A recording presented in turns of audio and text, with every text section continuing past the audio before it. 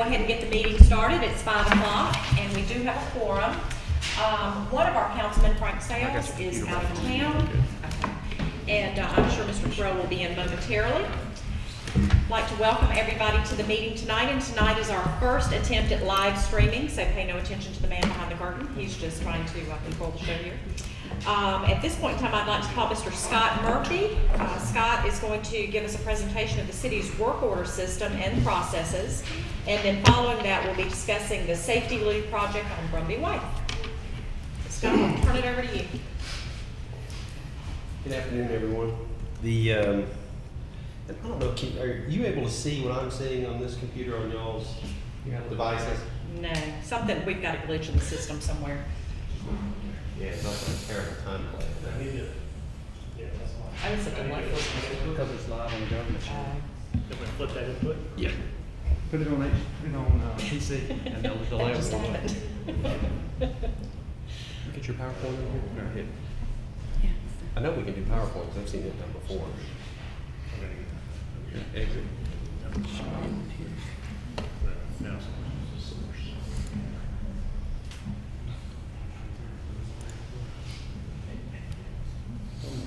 Did you like your screen back? I know you get that back. You just hit the button when you flip the switches. Go ahead. Well, anyway, how's everybody doing? All We're Just talk amongst yourselves. There we are. We got it? Okay, good. So work on these next. This is actually speaking just to a little bit about what we talked about in Atlanta not so long ago. Our company we've used several iterations of work order software through the years. But most work order software is not designed to work for municipalities. It's really based around industrial. And so municipalities have a very specific set of unique circumstances that you won't find in industry. The geographic area that you have to cover, and some of the types of work, and how all that ties in with safety and everything else. Scott, let me stop Sure. for a second. Y'all want to come down? That might be easier. Yeah, let's do that. Oh, I didn't realize it wasn't showing on our screen. Picture biggest.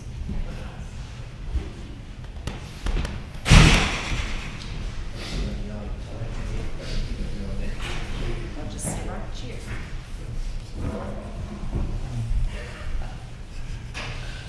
Be careful, that's attached to a cash register. So, just a little bit more about the software before I get into what we do with it. We have all the assets in the city, whether it's a ditch, whether it's a road, particularly the motorized assets, wells, lift stations, things like that. We've got them inputted into our system. We've got them stored as assets for the city. There's literally thousands and thousands of them. There are mowing routes through the city that we routinely keep up. There are right-of-ways that are listed. All of them are captured within the work order system. And the advantage of that is there's so many different things in there. It's difficult for one or even several people to kind of track that mentally. When do we need to do what? So the computer system, we have associated with each one of those assets a maintenance schedule. And so if it's a ditch that has to be cut, or if it's a right-of-way or a park, we adjust those periodically as the need arises. Not a lot growing this time of year. Talk to me again in August, and it's a different story. So the computer will adjust those time frames for us, so that our supervisors and our staff, Trey and myself, get that reminder that the work has to be done. And I would say in our office, in a week, if you added maintenance and you added all the things that we do, there's 1,000, 1,500 plus work orders that'll come out.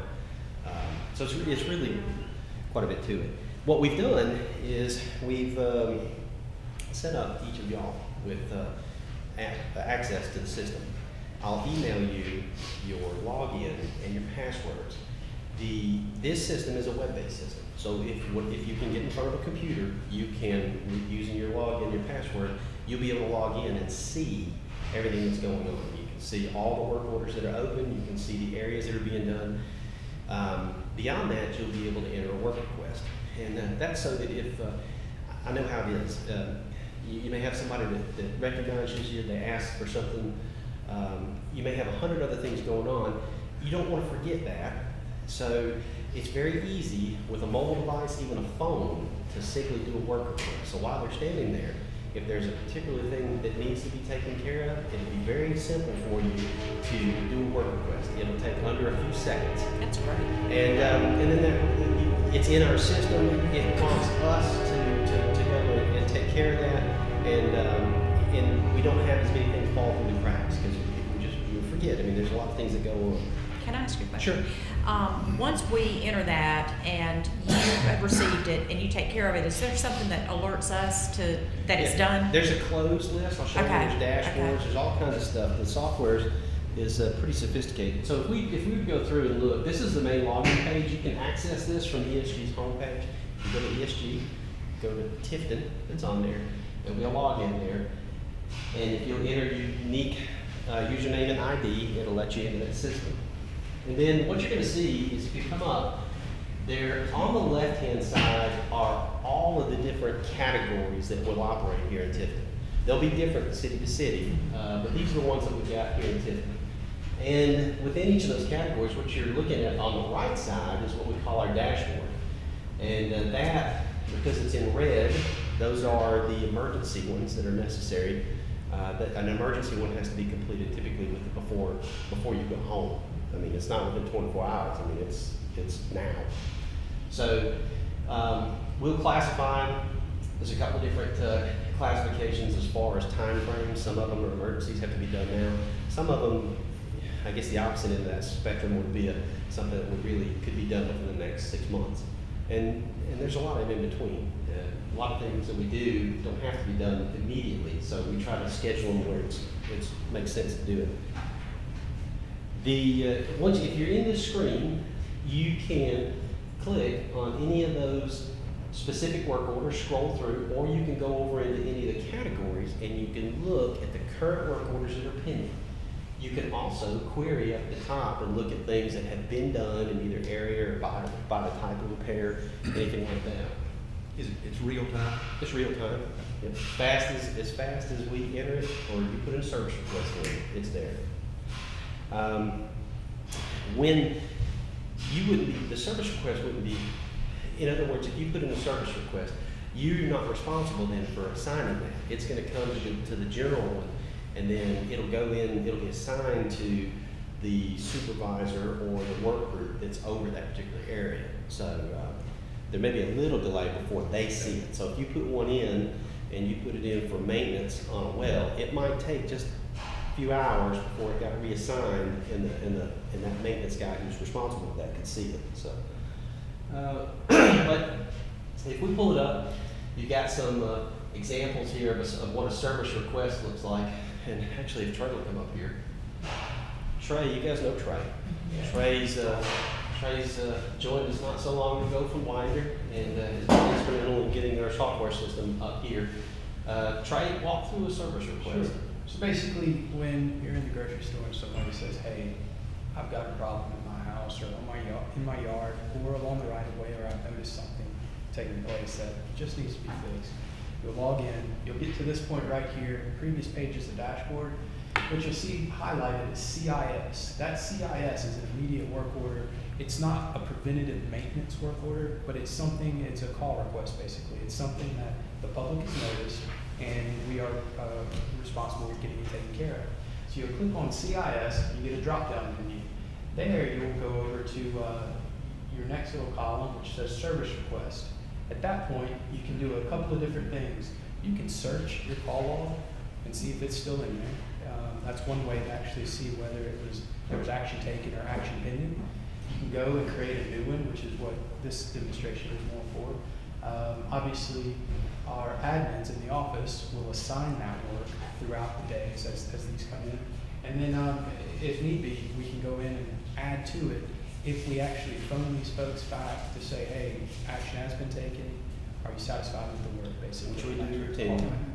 So basically, the purpose of this demonstration is to show y'all how you can really do it, physically do it. So at the next slide, you'll see what the next screen looks like after hitting news.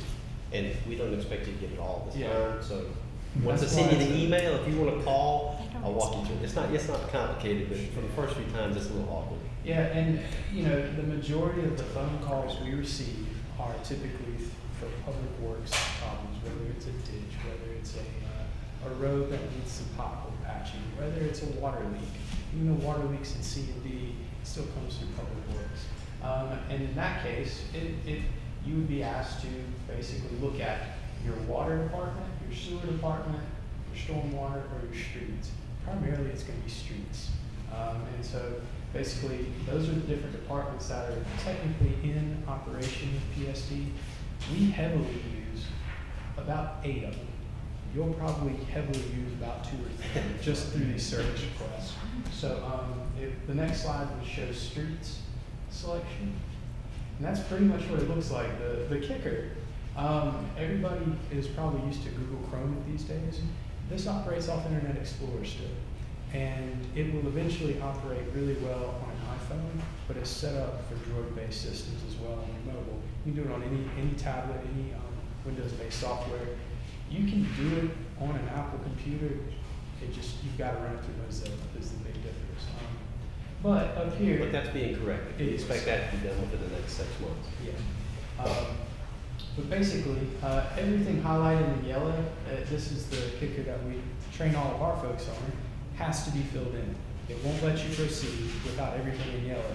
It doesn't mean that's all you have to fill in. It's just, that's the way to actually get an input.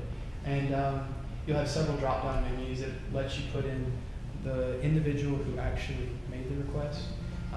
It lets you put in the date and time, where the action of work needs to take place. And then also, it lets you choose from just in the streets selection, a very condensed version of what the issue might be. And it's just a tap and click and you're done. You go ahead and submit it, and that's pretty much it. It just literally takes a few seconds. It's gonna take a lot longer to fix it, but it's gonna take just a few seconds to put it in the system. And it's logged from the service request, and that really goes back into how many calls we're getting a month. And we typically, coming into this time of year, we like to track it for a number of reasons. One, it shows what work we're doing, like Scott mentioned, but it also allows us to look back next year and see, all right, well, we had 2,000 phone calls this month. Well, next month, are we gonna get less or more? And it basically lets us gauge how well we're doing. It's an internal gauge as well. So on the next slide, I think we're gonna jump in. Yeah, this is basically information that y'all can view at any time. A couple of key ones are all we've done here.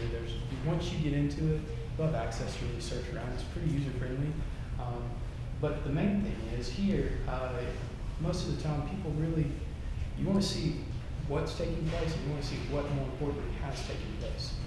And with this, you've got a couple different reports you can run. Basically, instead of using the CIS drop-down selection, which we did previously to do the service request, now we're doing a CMMS. That gets into preventative maintenance. That's things that y'all aren't typically calling us about, but you might see take place whether it's a project opening and closing, and you want to see how much is the dollar amount spent on that. You can literally click in there, look at You our can journal see man entries. hours, you can see everything that's in there. Yeah. So the work that's going on the south side at 41, Mhm. it's an ongoing job. You can look in there and see what all's been done, what's been charged, all the parts and pieces, equipment, anything else that's been used, it's all in there Yeah. on a job by job basis. And you'll basically click on CMMS, drop down to the reports, hit run or management reports. Run will give you a really interesting report. It's one that I really like to look at towards the end of each month. And basically, it gives you numerous selections, but what we're keying in on here, we're wanting to see how many work orders were completed for the month of January, basically. So that's a statistical report. It's 3 from the bottom on the larger part of the screen. And once you click there, you've got a whole lot of selections. You basically put in your dates. Obviously, nothing in yellow is here, so nothing technically has to be filled in up top in those drop-down dialogues. You don't kind of If you don't narrow it down, you get everything, and it's Yeah. overwhelming. and you really aren't seeing what you want to see, but the easiest way to do it is just drop in your dates. And more importantly, third from the top on the grand total reports, you'll see a statistical summary by department. That tells us at the end of each month, we created this amount of work orders, we had this many service requests. How many did we actually get through? What do we still have pending? And it's a really quick analysis for us, and that's what the next slide will show. Basically, you get, it's a lot of numbers. Going through it, the one that we're talking about currently are the totals. Basically, you've got 1444 for the month of January that were created for preventative maintenance. That's non-CIS, non-call-in work orders. And we'll specify, we actually we'll break maintenance down into 3 categories. It's, we've got a very sophisticated predictive maintenance program where we use vibration analysis, thermography, power quality, everything else. We've got a separate crew that comes down from our corporate side at least once a year, and they evaluate every piece of equipment in the system. They give us a report, looks like the Atlanta phone book, and it tells you where each part or piece is in its life cycle. If you have anything looks like it's on the verge of failure, all that stuff. It's a wonderful report. That's the predictive side. Preventative maintenance is what you would be accustomed to, changing your own vehicle, except it's a little bit more elaborate with what we do. We like for our stuff to be in those first 2 categories, because the third category is corrective maintenance. And you're never going to get away from that, but the objective, the objective is to push as much into the first 2 categories as possible. And that's why you're using this computerized maintenance management system, the CMMS, to do that. So That predictive is huge. it is. It's very. It saves us hundreds of thousands of dollars. You're happy right now, aren't you? Happy right now. But long story short, it really, you can see just here, we had 1,400 basically. At the end of the month, we were able to close almost 1,100. So obviously, we have work still to do. The kicker is, regardless of the week, regardless of the day, these preventative maintenance work orders are set up to drop, regardless of whether the work is completed when it's supposed to be completed, or whether you have a catastrophe and you've got to basically readjust. It's there to remind us, hey, we haven't finished yet, let's get back to it. One of the things that we just talked about earlier was you got the JSA up there. The JSA on that first column is the job safety analysis. They're recorded. They're actually, if you have recurrent work that you're going to do, the job safety analysis is actually tied to that work order. Most of our supervisors now are equipped with the tablets, and they'll actually, rather than the old paperwork orders, which I still prefer, they'll have the tablet, and when they pull that up, you can see the specific safety requirements that are associated with that task. And it's been a giant leap forward in our safety management. Yeah. So I just thought you might want to see it. And basically going into the next slide, it's just another way to generate another report that's very useful for us that you'll probably have an interest in as well. It's the monthly report. It really does show you in a number of different ways what we've accomplished by the department. It's not just a lot of group data. So what I typically do, I'll come in here and you can see it at the bottom. Well, first, actually, if you just want to skip back a second, citizen engagement report. That's all of our call logs. That's where we actually enter all that information. Everything's logged, and it's really nice to see because right below it you have an aging call log. What haven't we gotten to yet? That has been basically an upcoming fire that we still need to go attend to. But the monthly report shows by department how we've done in that department and what they've specifically done that's unique to that department. Department reports. Yeah, and there are a couple different things you can do here. Obviously, it's broken down into departments. You'll see a lot of numbers, and as you get closer on the screen, you can actually read it much better. But everything from building maintenance to sewer maintenance to wastewater plant operations, it's all in there. The most unique for us is we can go to 8 different sewer manholes throughout the city. That doesn't really tell me a lot. So what I like to do, I like to click on the show totals by units in feet. That tells me how many feet, linear feet of sewer main we've actually cleaned and been proactive about, as opposed to being reactionary only when they back up. And so I usually click on that. It takes 3 to 4 seconds to actually change all that data over to linear feet where applicable. And you'll see on the next one, C&D should pop up to the top slide. Yep, it is. And that's the one I like to see right there because it's real data. It shows you throughout all of our preventative maintenance, we hit 4,500 linear feet of sewer line. That means what we get out of that, we get it clean, we get it jetted, but more importantly, we get to see down in it and make sure we're operational, that we don't have any leaks, that we don't have any cracks, that we don't have a missing lid. Let's just be honest about it. Anything that can really cause detriment to the system. So, that's pretty. Those are some very basic things that you might want to look for.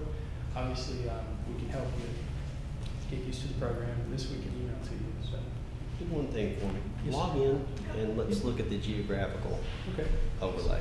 One question, yeah, what about duplicate work orders? I mean, if we put something in that somebody may have already called or something like that. It happens, we get those all the time. And what we do, we'll end up linking them together. Yeah, they'll merge. We don't Okay. like to delete anything. Mhm. Some assets, we make them go inactive.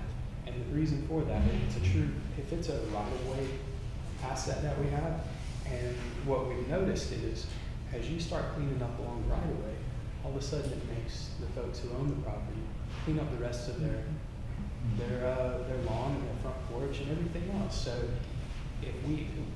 while we're still going down the street, we make it inactive because there's no point in us continually using that data. We want to keep it for future reference, but we don't want to always have to say no action required.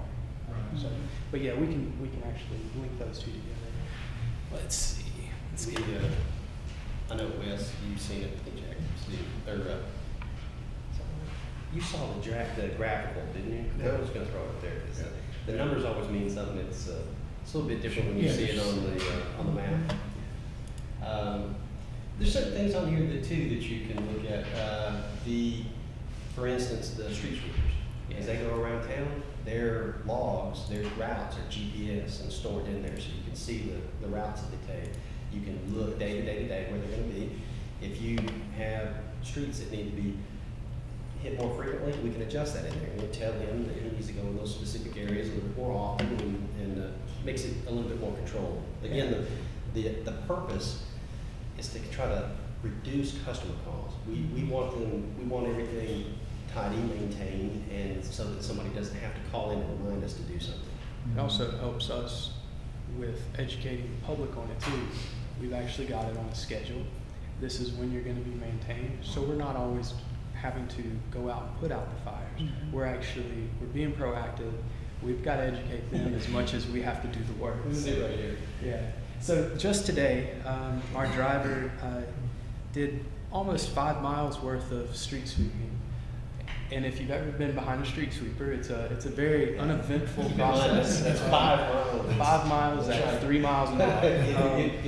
That's top speed. That just Yeah. stops it. And he's we've reorganized the way a lot of our departments have gone through, but primarily this is focusing more on aesthetic value and making sure our drainage basins are going to be clean. It keeps us from having to go back to storm boxes and actually back those out. But long story short, this is at the touch of a finger. He basically starts it on his phone when he engages it, and when he gets to the end of that work order, he X's out of it. So, Does he coordinate with Golden and when they pick up the yard? Yeah, we have. What we're doing is That's what it is to me. we're trying to synchronize the routes. Yeah. And they're subject to the same things we are. As weather backs them up or changes their route sequences, it changes us too. So, but we are steadily always trying to realign with them. and what we've also done, we've separated this city into 4 quadrants. Yeah. And basically, we go quadrant by quadrant, and the street sweeper follows our landscaping department. And in theory, whenever everybody gets on the same page, we will either follow Golden or Golden will follow us. But that is the plan. That way, when you get through it, you go just like a clock.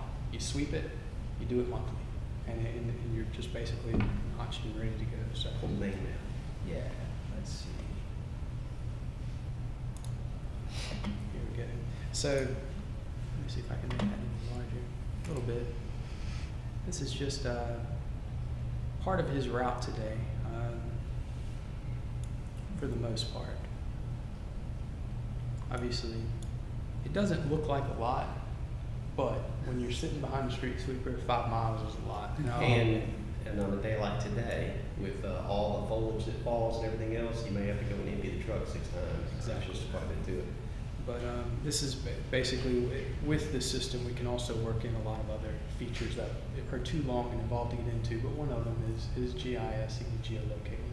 And that way we know we're quantifying a lot more than just how much we're street sweeping, so. I want to see the map with everything.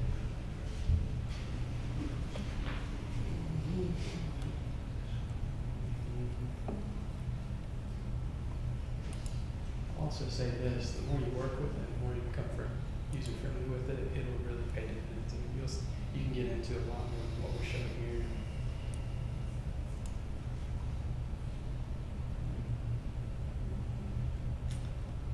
And if you've got a really engaged citizen, you can pull it up on your phone and show them for yourselves, help yourself out a little bit.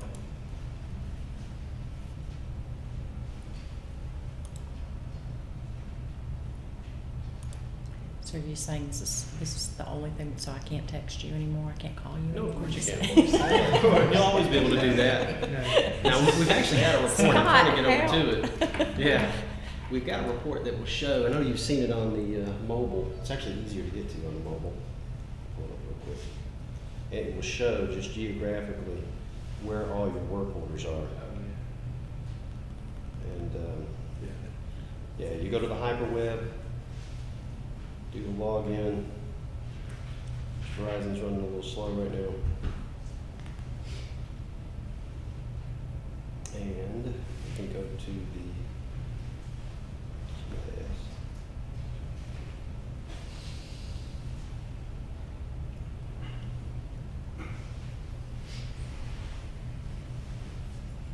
Well, I'll have to pull it up for This is the you. one you showed me. It is, where you've got all the dots. The little dots and Mhm. click on it, it says pothole and Mhm. where it is. Yeah, and hopefully y'all will get familiar enough and comfortable with it to really utilize it. It's there for everybody. It's there to really help us. So Yeah, this is an example of it right here. Like, if you pull it up on our map right now, that represents all the work orders that we've got open right now. And so you can dive down into there and geographically see where they all are. Uh-huh. And then if you tap on that, it'll give you the details on it. So, and with your logins, that'll all be available right from any, hopefully, Android device, soon Apple device, so. You can go check, if somebody calls it, what about pothole? You might there look at that now and say, okay, well, it's already been, That's right. it's already been turned in, so. That's and amazing. more importantly, if you get out there and it hasn't been turned in or there hasn't been any action taken, you can take a picture, you can upload that with your service request. I mean, it's pretty handy. Hmm. So, That's it. You guys have any more questions for us? I know. That's great. It is. Thank y'all for that. That's great. Thank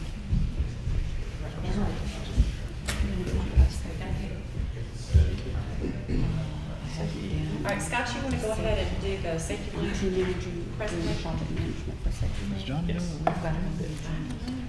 Did you not look at it? Do we want Jessica to do it? We can, Jessica, you want to go safety loop for a second? I get log in. Sure, certainly. Absolutely. Here you go. Special attorneys.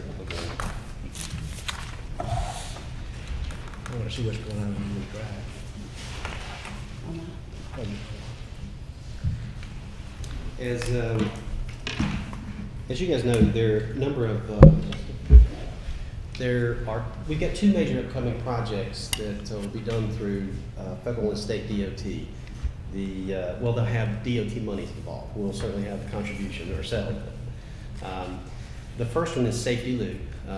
That's what's coming up. The scope of that project and our project designer, which is AMAC, they're the ones that done the streetscapes prior to this. That project's been ongoing for a while. Well, that project has finally come to the point where it's been bid. We only had one bid on it.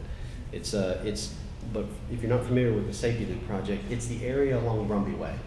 So if you're looking at the railroad tracks behind the train depot museum area right there, that Brumby Way area is scheduled to be completely redone. It's with aesthetic consideration, but also for safety. There's some other considerations there as well.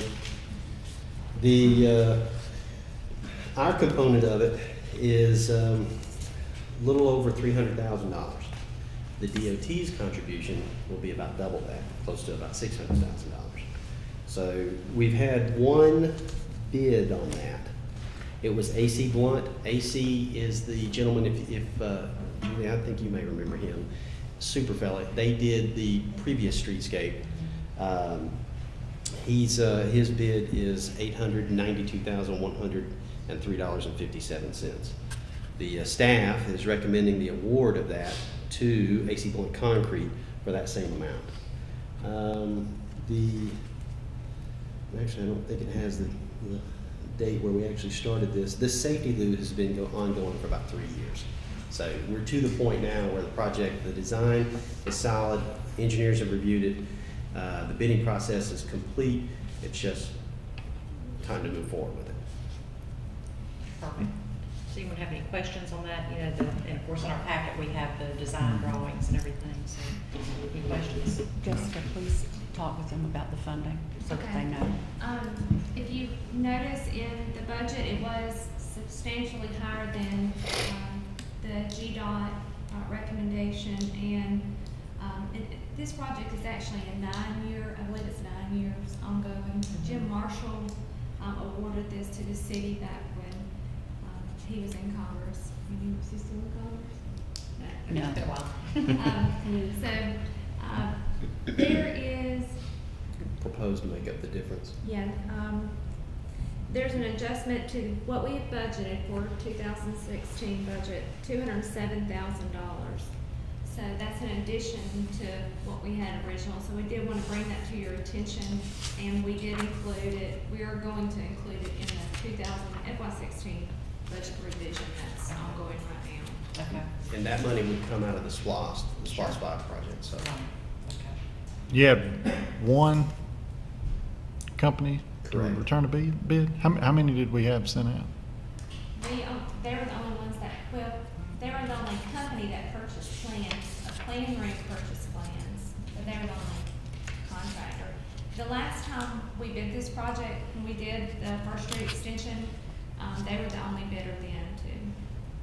So, I think whenever I put it out, since it's a GDOT project, we have to post it on GDOT's website, and they have a list of contractors that it emails out to based on SIC codes.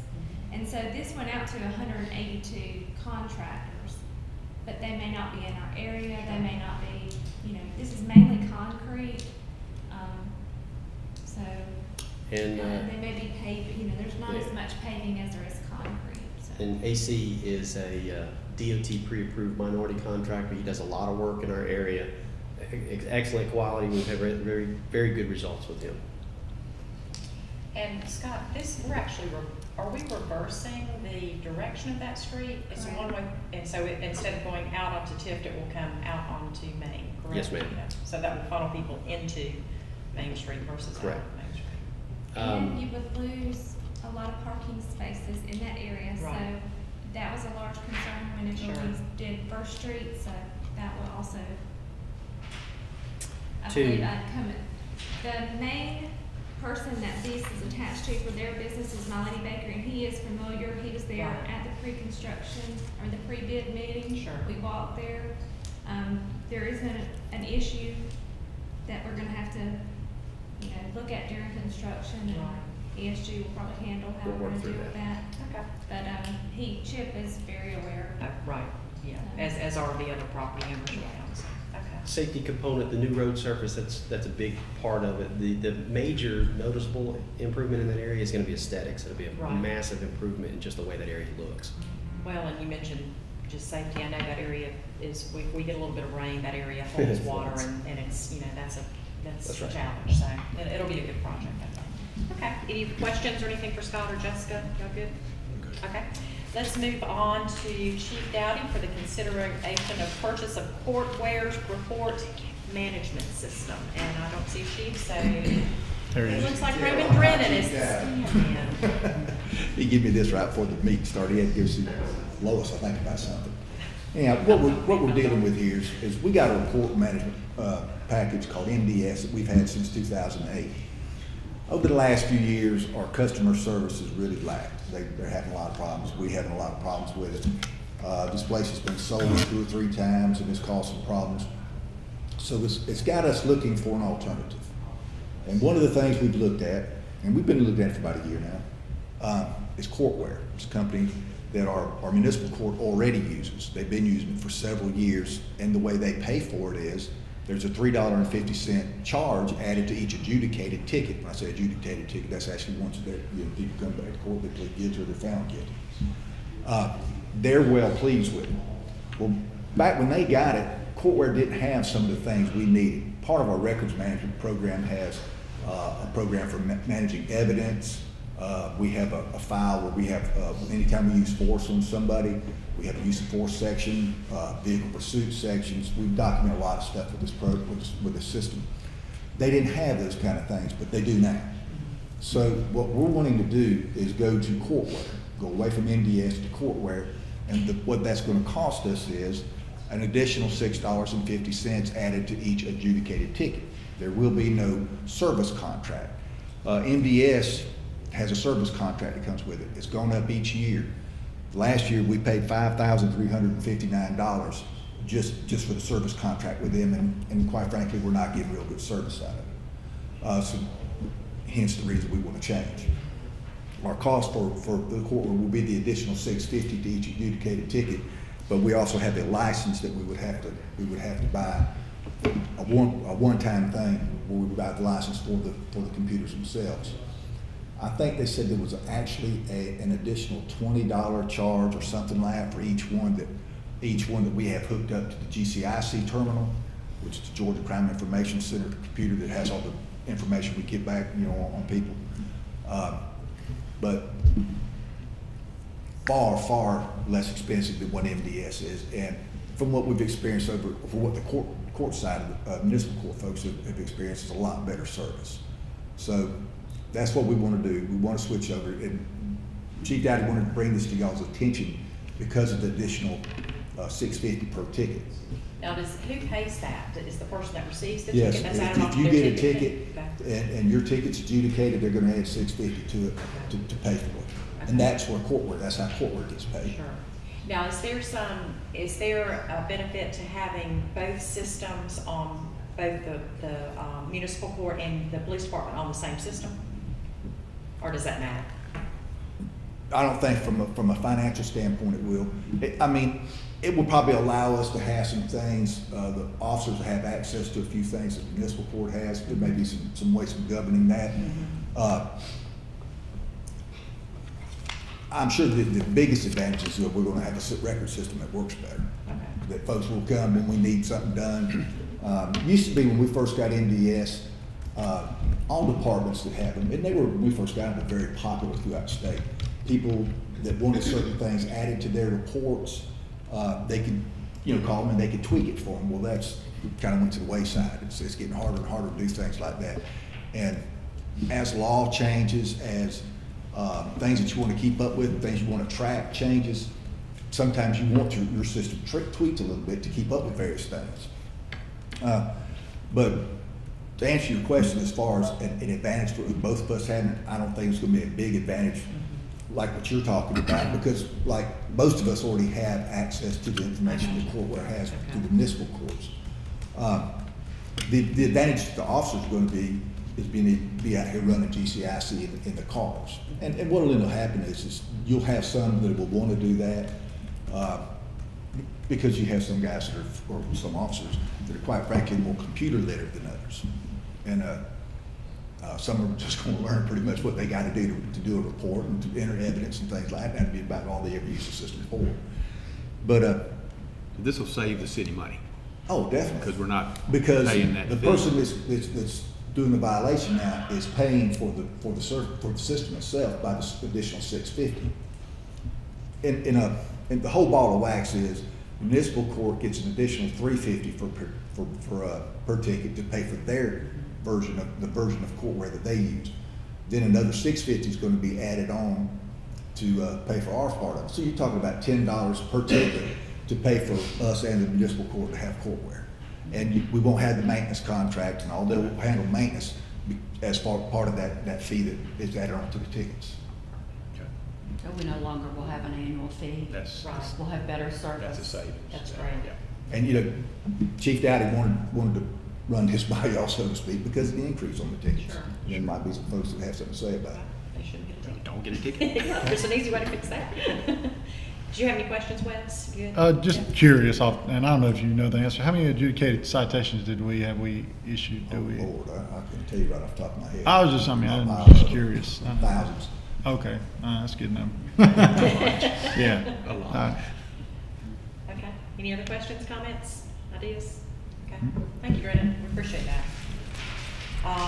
Next item is consider the resolution for providing for submittal of the FY 2016 CDBG application. Jessica Jones. At the last council meeting, we had the public hearing. There was no public comment. So staff is recommending that we move forward with the resubmittal of the 2015 CDBG that was not funded. The project is to pipe in the ditch near the Town and Country Mobile Home Park off of Magnolia. So we'll be requesting $500,000 from CDBG. Okay. And this resolution would just authorize that application. Okay. All right, Wes, any questions? Anything you have? No, I'm good. Perfect. All right, our next item on the agenda is, there are several alcoholic beverage license. Rhonda, you want to just take all of those and go through those with us? I'll take 5, 6, and 7 altogether. Okay. They're all the flash foods that are in the city limits. They are all under new ownership. Okay. So they've had to reapply for business license and alcohol. We ran background checks on 2 of them in November. I did not rerun them again, but I ran a new one on 1 of them. All 3 of them are clean. We have no problems whatsoever with them and do Right. recommend approval of those. The other one is for Easy Mart 2. It's located at 301 West 7th Street, which is where a Stop and Shop, I believe, used to be at the corner of Ridge and 82. It's been closed for several years. They are working on a number of building issues that have to be corrected before they can actually open. Okay. But we can go ahead and move forward with the alcohol because they have to go to the state as well.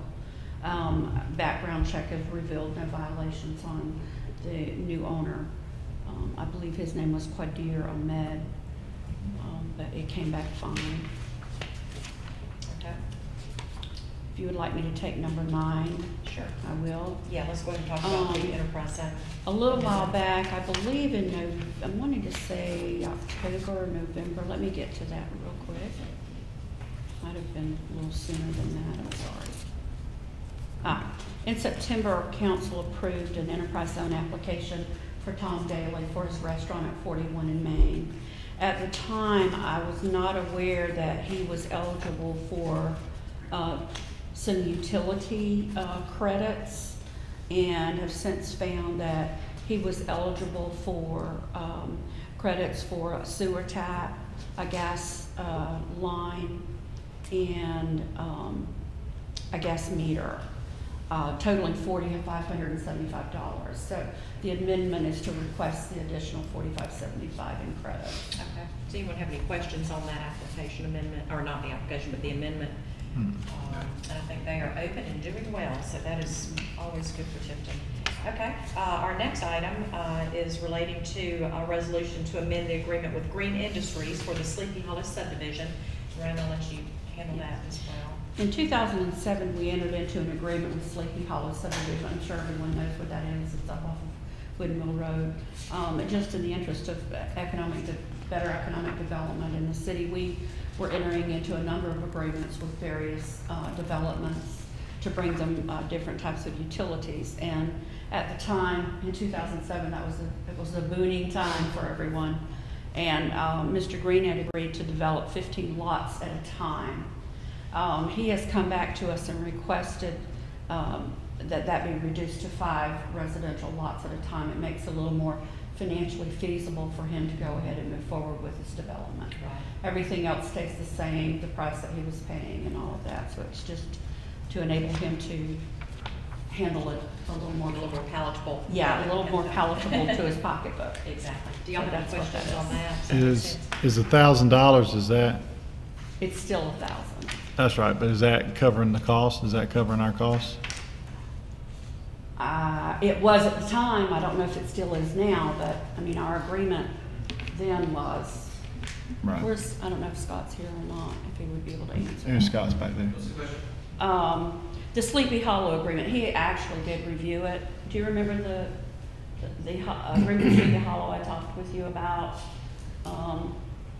It's saying Where they are- the basin-specific fee for sewer service infrastructure, development is $1,000 per residential lot. I was wondering if that was a true cost. I mean, we're breaking even on this deal. We're not, Yeah, the ordinance it's one of these things we'll have to work with.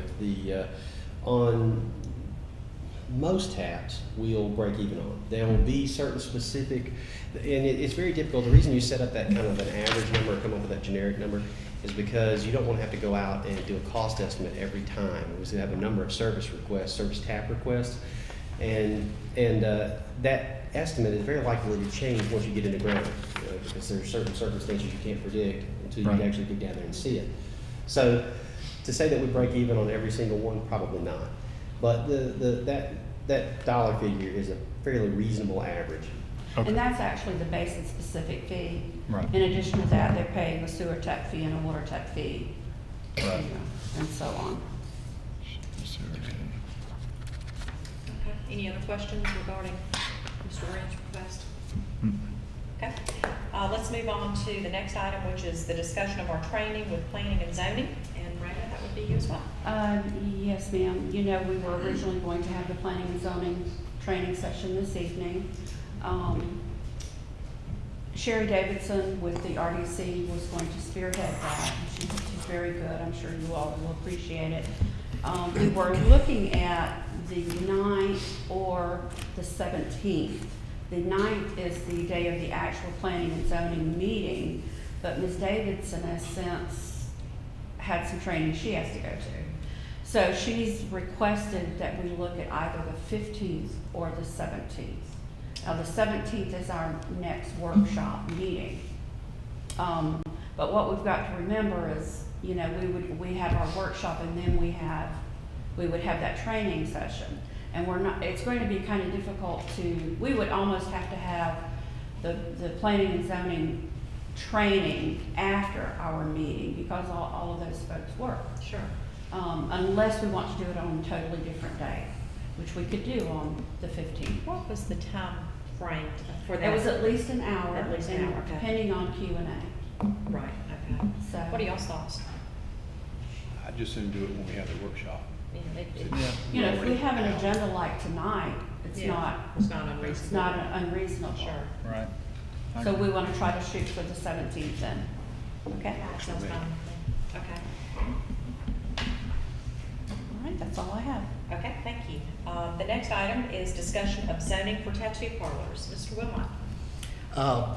You know, we had this discussion because the lady wanted to put that tattoo parlor in, and I reviewed, you know, both our ordinance for tattoo parlors as well as the LDC, and I looked at the zoning map to They see. have a zoning map, by the way.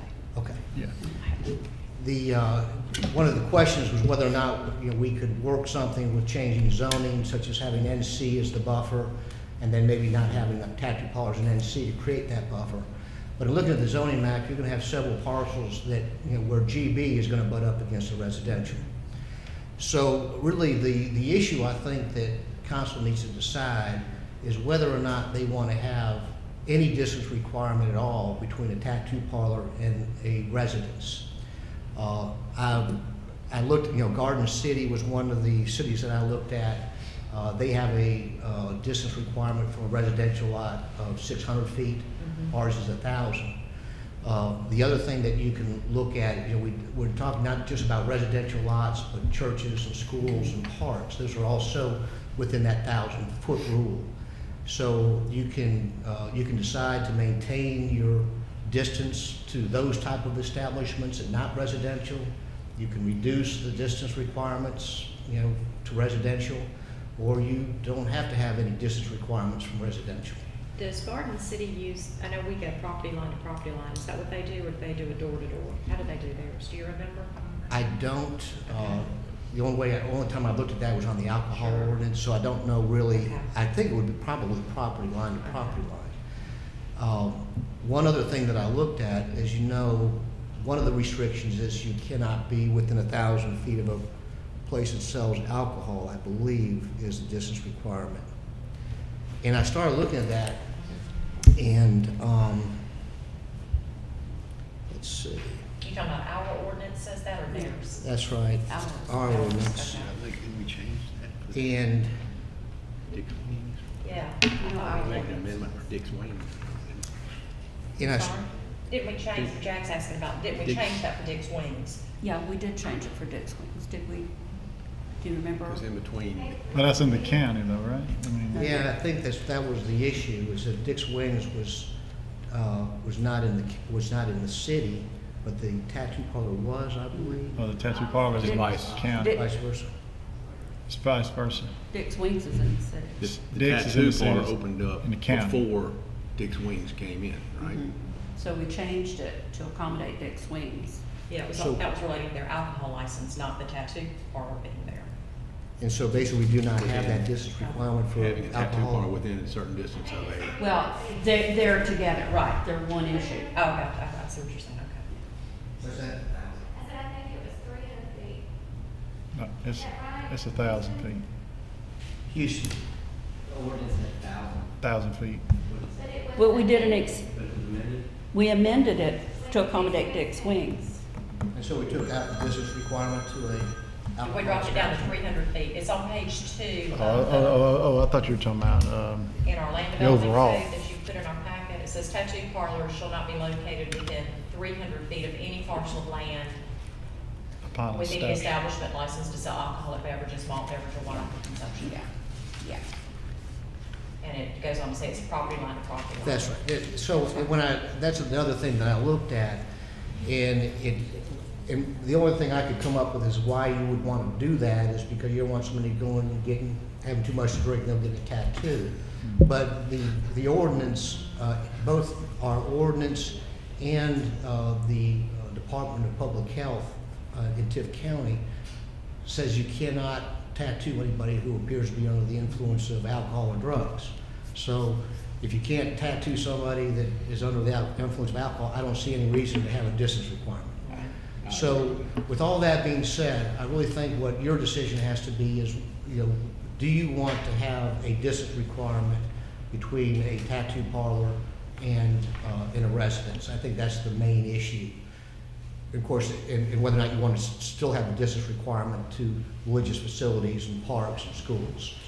And that's whatever y'all want to do, I can be glad to make whatever changes you want to.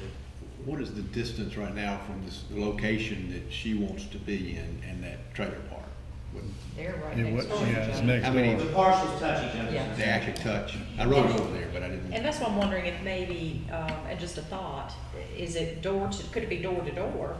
It could be door to door, however y'all want You know, to do because if that. you look at the closest Yeah, but if you look mobile at, home, it's on into the mobile home park, and, versus the Have you door. ridden through that? Yeah. Yes. Yeah. but when you're looking at a mobile home park, I mean, you could put in more mobile homes. That's true.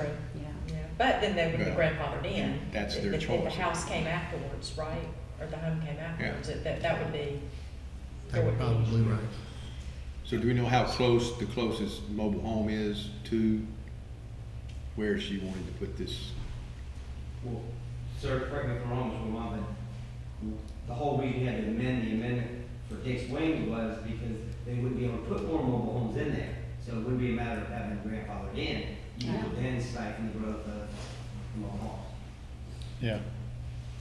That's- But currently, what's the closest mobile home to this To probably, location? to say that end door bay, or storefront that's in that shopping center there, guesstimate? 800, maybe, 800 feet. Yeah, see, it's a pretty good, that closest mobile home is pretty far into the Yeah. property line. If you're looking door to door, And that would make probably best sense. You could have a house on a 5-acre lot that may be set back. So, I mean, Yeah. property line to property line may not That doesn't make, yeah. Well, you know, the issue at hand is to give these type of businesses, more opportunities, more locations to, I guess, create themselves, to form a business. Well, the other thing I thought was unusual is, most of the ordinances that we looked at, they're permitted in downtown commercial. I was gonna say, why don't we just allow for commercial downtown to be able for, if we're looking to increase the locations of these type of establishments in the city limits, why not add that zoning district to allow for tattoo parlors and piercing places to go into downtown? I really think what when it kind of boils down to maybe the aesthetics, Right. that's what we're really talking about. Which is what we kind of talked about at the last Right, discussion. and so, I mean, times have changed. I'm actually in favor for what has already been I'm on what we already have in place. Say I'm that just, again, Wes. I'm actually in favor of what is already here, the So 1,000 you're foot. saying you would prefer not to change it? Exactly, Okay. yes. Well, but is it gonna be property line to property line, or what's the problem if it's 800 feet from one of these trailers? What is the issue? It's where the Lucky Spa was. Right. I mean, But the Lucky Spa itself, now you're taking a place of business I that just said the- technically, I just I said know the that, Lucky but Spa. what has happened recently with them? The local spa is paying their dues. Exactly. I mean, I agree. yeah, not every spa is in the kind of business that the Lucky Spa is in. and I don't know how to put this, But well, I'll tell you this, the tattoo parlors no longer have the string of Harleys sitting out front with the biker gang and all of that. That's not who goes to these tattoo parlors anymore. Right. So, I think that, in my opinion of our community, we have conservative values. And I've talked to several people and asked them what their opinions were on doing this, and everybody has been, keep it the same, no change. But now, did they have any tattoos?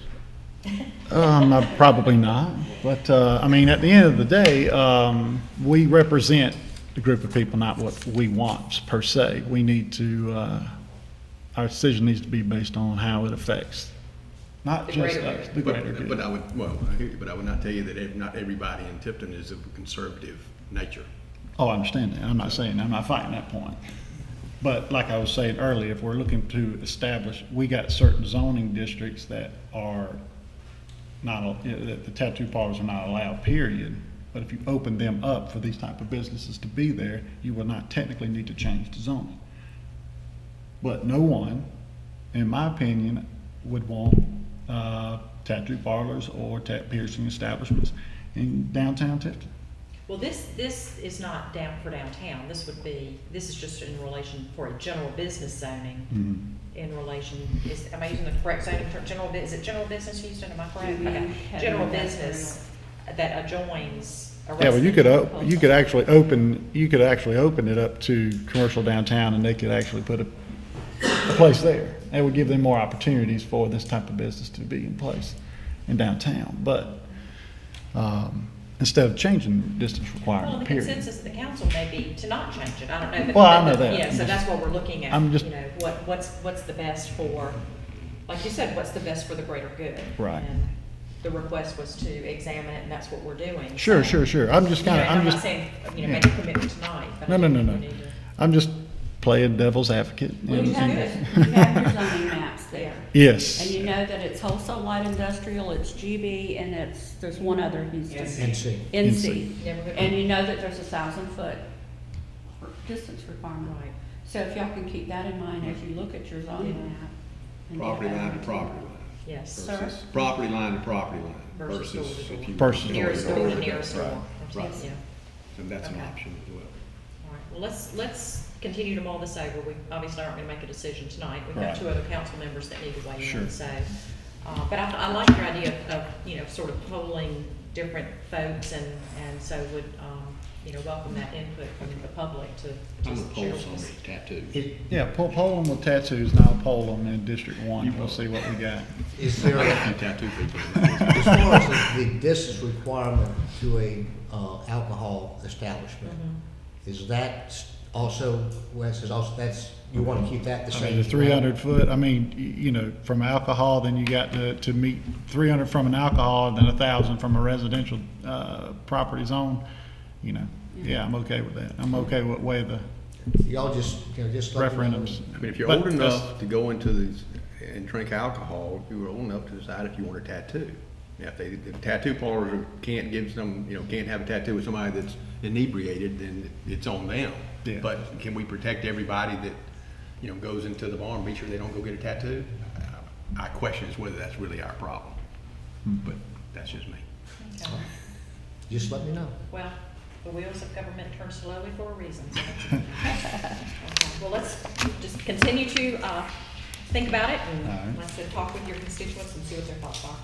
The next item, number 13, is discussion of a committee for review of historic district signage and the HPC guidelines. And I'll address that. I've asked Frank Sales, our councilman representing District 4, to be involved in that, since you know, a significant part of his, well, the residential historic district, but a significant part of the historic district, both commercial and residential, is in his area. And we probably need to appoint some staff to be involved with that, so I'd like to see Houston involved as the staff liaison for the Historic Preservation Commission. I'd also like to see a member of the Historic Preservation Commission on that committee. Is that at our discretion, or I see the Stiers and Mr. Peterman are here. I don't know if you would like to weigh in to make a suggestion or would be willing to volunteer.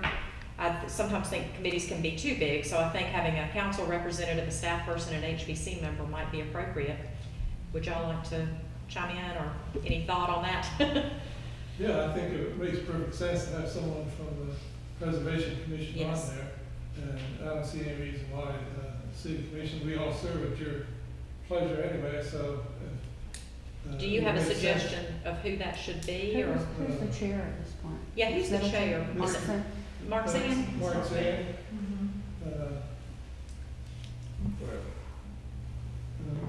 Mr. Peterman studied, and he had worked on the thing to begin with. so Right.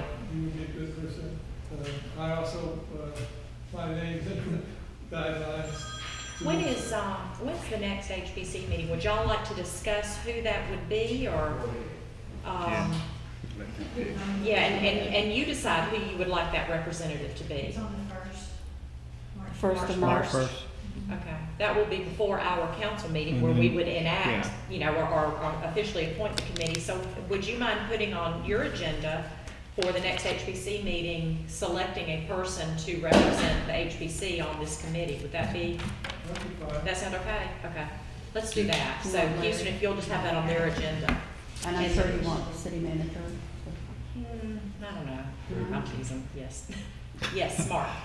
How many people do you expect to have on this committee? I'm thinking probably the smaller the better, you know, just for some general information, and then present back to the greater group of HBC members and the city council.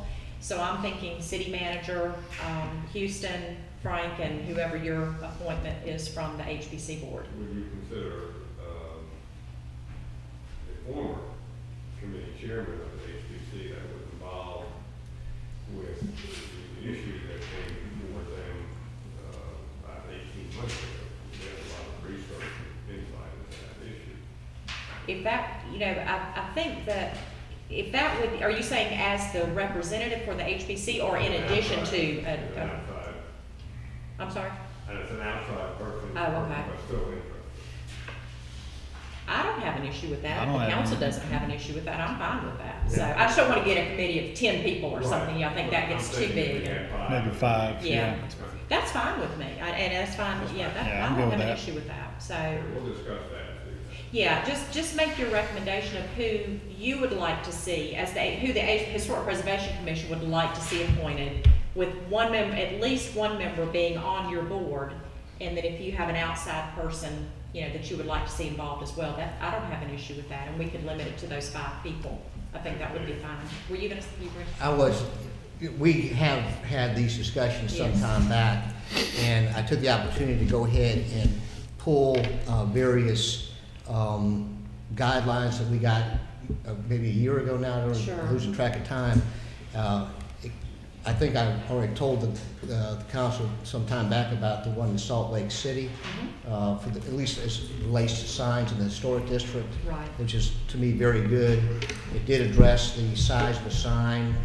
It really didn't give you dimensions, but it kind of said, take into consideration the size of the facade, good considerations without Right. trying to nail it down as far as size of the letters and size of the sign. So what I thought I'll do, I'll just give what I have, pulled from last time and give it to Frank, Okay. and then he can share it with the committee.